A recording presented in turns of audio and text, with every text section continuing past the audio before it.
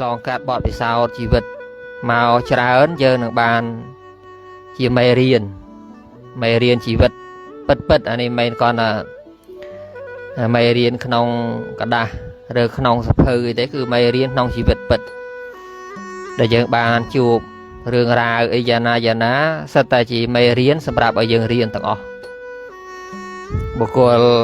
ល្អក៏ជាមេរៀនឲ្យយើងបានរៀនបុគ្គលមិនល្អដោយសន្មត់ក៏ជាមេរៀនឲ្យយើងបានរៀនហើយមិនមែនត្រឹមតែជាមេរៀនទេជាបទពិសោធន៍នៃជីវិតកណាឆ្លងកាត់រឿងរ៉ាវច្រើនមករស់នៅបានច្រើនឆ្នាំកន្លងមកជួបបុគ្គលបានច្រើនអ្នកកន្លងមកសិតតែជាបទពិសោធន៍នៃជីវិតរបស់យើងអ្នកខ្លះពេលគេមានទុកយើងទៅជួយដល់តែពេលយើងមានទុកគេដើរចេញអាហ្នឹងក៏ជាមេរៀនមួយដែរពេលគេមានទុកយើងទៅជួយ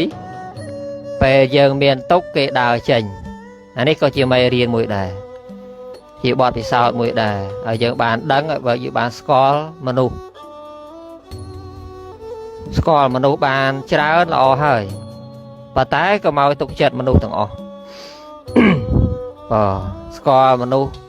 បានច្រើនល្អហើយតែកុំឲ្យទុកចិត្តមនុស្សទាំងអស់មុននឹងសម្រេចចិត្តថាបុគ្គលណាជាមនុស្សល្អដែលយើងមានទំនុកទុកចិត្តអីបានហ្នឹងតើឲ្យយើងសង្កេតពិនិត្យណាហើយ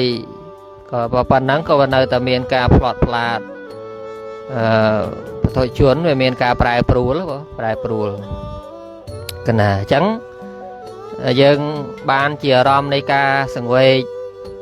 បានជាអារម្មណ៍នៃការពិចារណាថាវាលែងតែអំពើល្អវាលែងតែបុណ្យដែលយើងត្រូវសន្សំទុកក្នុងចិត្តសន្តានខ្លួនឯងហើយតែយើងទៅមានទំនុកទុកចិត្តពឹងទៅលើអ្វីនៅក្នុងโลกនេះបើបានមមតំវាអត់មានទេដោយហើយទៅសូម្បីតែអត្តភាពជីវិតយើងកើតមកជាមនុស្សនេះក៏វាអត់ថិតថេរដែរវាមិននៅមនុស្សចឹងរហូតទេវានឹងបាត់បង់ទៅដោយពិតកណាបាត់បង់ទៅដោយពិតដោយអំណាចនៃចរិយាព្យាធិនិងមរណៈចរិយាព្យាធិនិងមរណៈចរិយាជាការចាស់ក្រំគ្រាទុពលភាពថ្មិញបាក់សក់ស្កូវស្បែកជ្រាវជ្រួញភ្នែកស្វាំងតិចនឹងក៏ហឹងទៅត្រៀមទៅទ្រាំអីចឹងទៅណាអាហ្នឹងគឺចរិយាធម្មមហៈជារាងអនតេតោនៅក្នុងអភិនហបច្ចវេគណៈហ្នឹងឲ្យយើងពិចារណាចឹង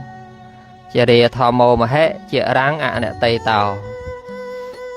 ថ្មអញហ្នឹងមិនអាចកន្លងឬក៏រត់ឲ្យផុតអំពីការចាស់ក្រំគ្រាចរិយានឹង